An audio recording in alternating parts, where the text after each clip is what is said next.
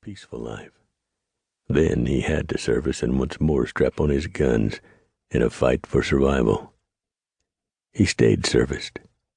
He would not hunt out a fight, but God help those who came to him trouble hunting.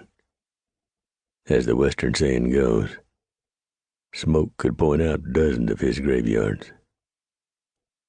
Their coffee mugs refilled, Smoke sat back down at the table and they both sugared and stirred. Sally laid her hand on his. Roundup is all over in the cattle sold, right, honey? Yes, and it was a good one. We made money. Now we're rebuilding the herds, introducing a stronger breed, and mixing in some Herefords. What'd you have on your mind, Sally? I'd like to go with the children. She put a finger on his lips to stop his protests before they got started. But I'm not. I know what the doctor said, and I'm never going to set foot on a ship again. But if we stay here rattling around in this house, we'll both go crazy with worry. Let's wait until we receive the wire that the ship is steamed out, and then take a trip, just the two of us. That's a good idea.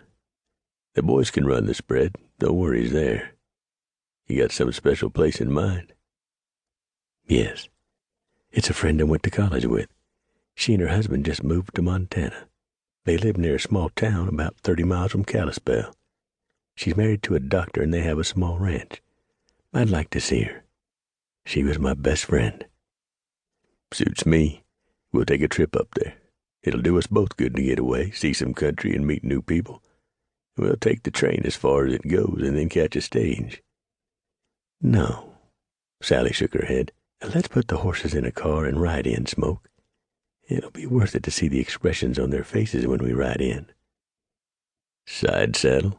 He kidded her, knowing better. You have to be kidding. Smoke was with her. All right, honey. But we're going to be heading into some rough country. I've been there. Cousin Fay lives not too far from there. We can take the train probably to Butte. That's wild country, Sally. Some old boys up there still have the bark on. And that's Big Max Higgins' country. She smiled, but the curving of her pretty lips held no humor.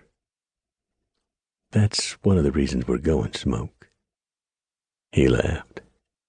I was wondering if you were going to get around to leveling with me. You know this Max Higgins? Only by name, we've never crossed trails. She stared into her coffee cup. Sally, this town your friends have settled near, it wouldn't be Hell's Creek, would it? Yes. Smoke sighed and leaned back in his chair. Then they didn't show a lot of sense. Hell's Creek is owned lock, stock, and outhouse by Big Max Higgins. It's filled with gunfighters, whores, gamblers, killers. You name it bad and you'll find it there. Why did they settle there? Robert, that's Vicky's husband, befriended an old man who took sick while visiting back east. Robert was just setting up his practice. Years later, he got a letter from an attorney telling him the old man had died and left him his ranch. And Big Max wanted the ranch. Yes, but mostly he wants Victoria. The next morning, Smoke rode into town and checked with Sheriff Monty Carson. What can you get me on Hell's Creek and a man named Big Max Higgins? Monty snorted. I can tell you all about Big Max, Smoke. We got leading each other about 10 years ago. Over near the Bitter Root. Monty nodded his head. I remember that shootout. Is there any kind of law in Hell's Creek? Only what Big Max says. Oh, there's a sheriff up there, but he's crooked as a snake's track, and so are his deputies.